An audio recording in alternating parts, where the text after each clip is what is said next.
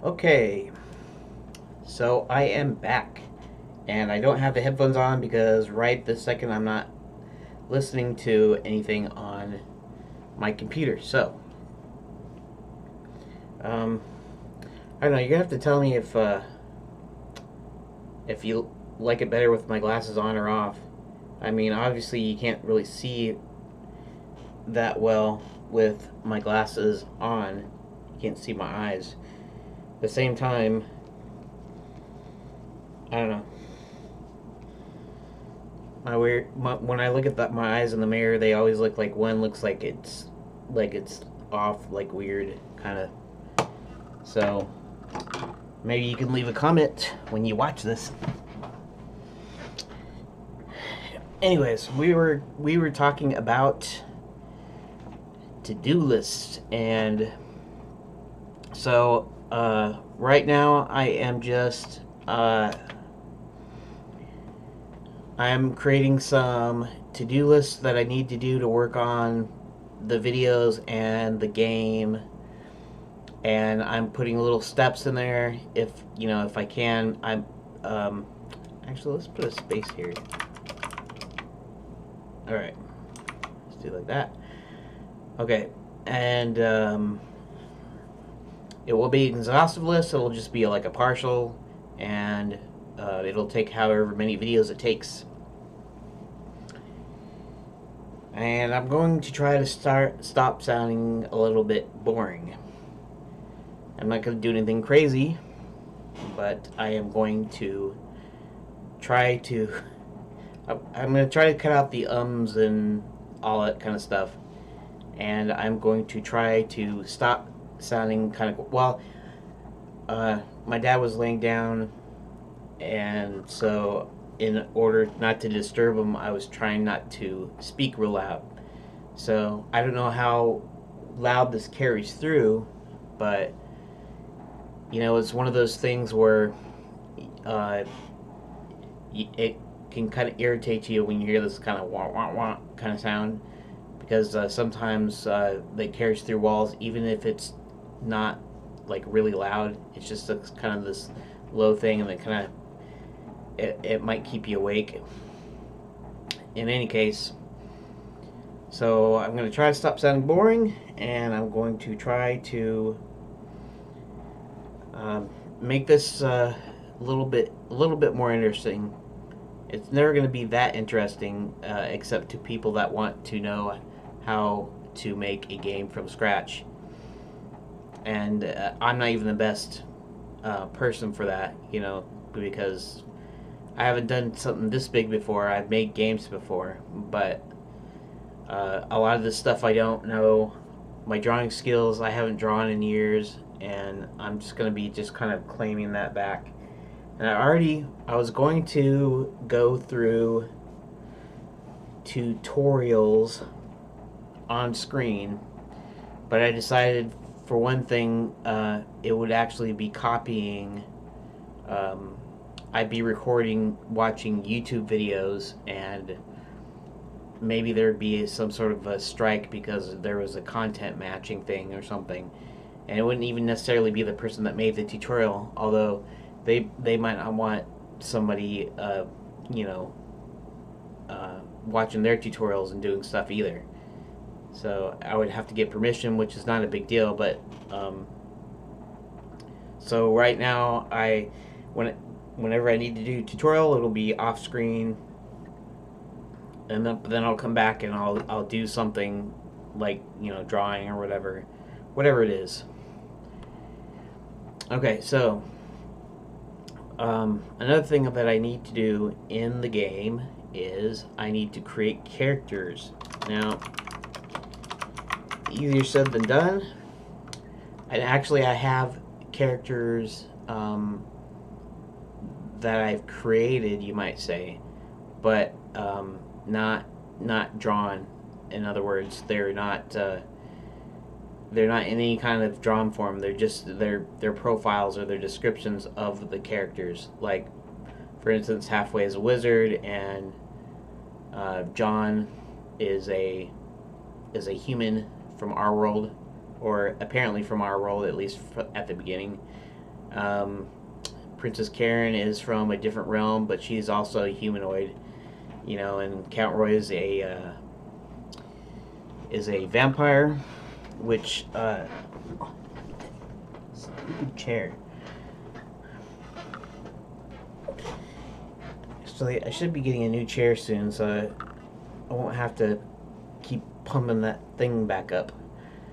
I thought of another thing that I could have done with my chair is set it all the way down on the ground, but that means I'm typing up, and that's not very good for your, shoulders and elbows and all that stuff. But in any case, I have the characters like created, but they're not in a visible form. So I still have to draw them. I have to come up with their look and all that. So create characters, and I don't know if I should put an actual like to do on them, because I don't really know how I'm going to handle that. So I guess what I could do is I could come up with character sketches, character concept sketches. Okay, and what else would I do?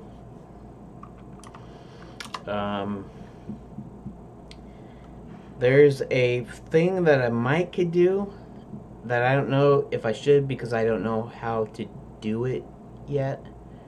And that is after I come up with my finalized character sketches that I want the character to look like, I could create a digital maquette.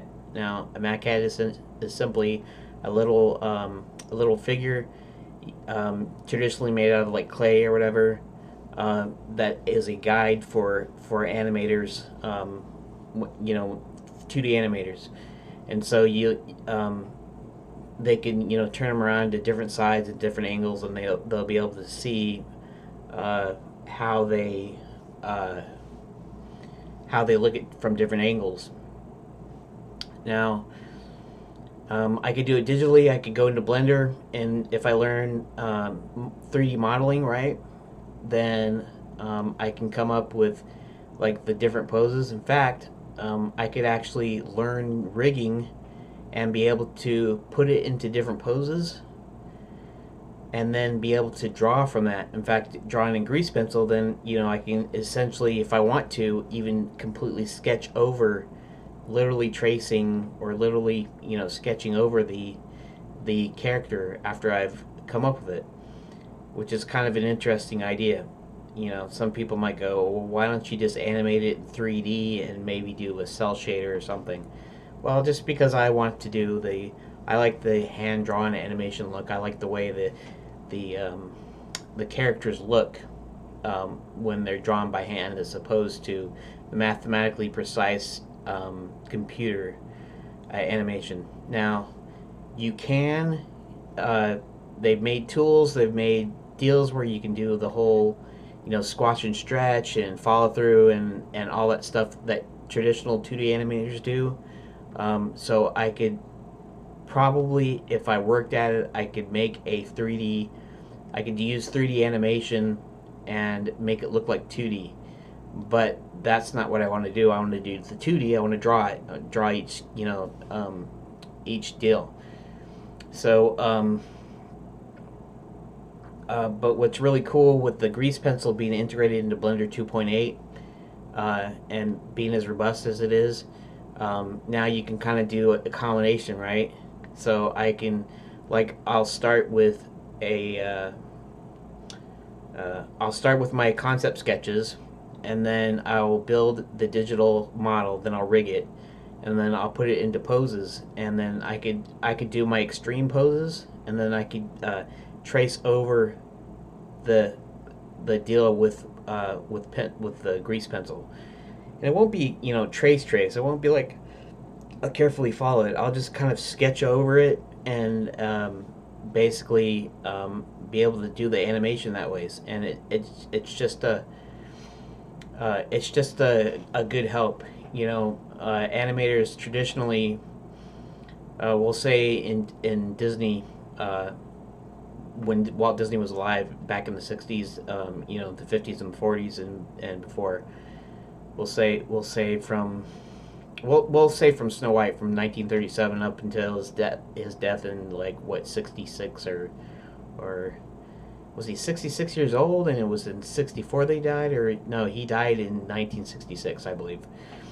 But what they do is they shoot live action reference, and then the animators would sketch, and they essentially rotoscope, but the rotoscope, like the Flesher who came up with the rotoscoping, the whole rotoscope idea where you actually trace live action onto sheets of paper.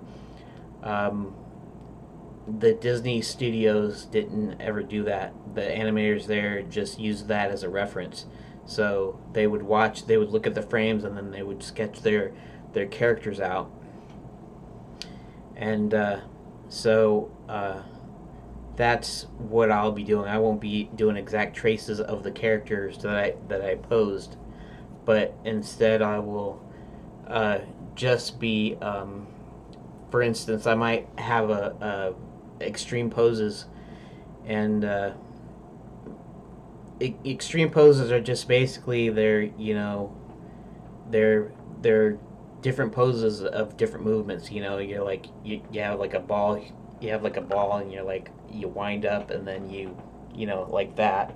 And so you might just have it just a drawing where it's like here and then it's like there or whatever. You can't really see that very well, but and it's just back and forth, and then you put in the in-betweens. But the extreme frames there, so I could actually make several copies of my digital model in those extreme poses, and then I can animate in grease pencil and just do the,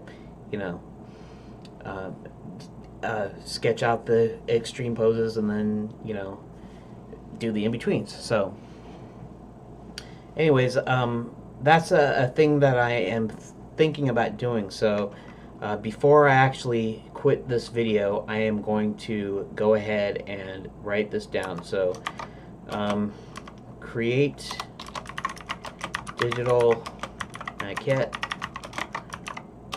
3D model in Blender of a character. We'll say it like that because there's many characters, and so I'll have to do all of them.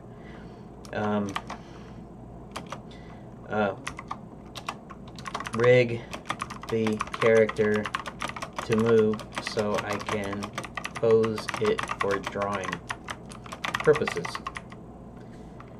Oh yeah, and so come up with a.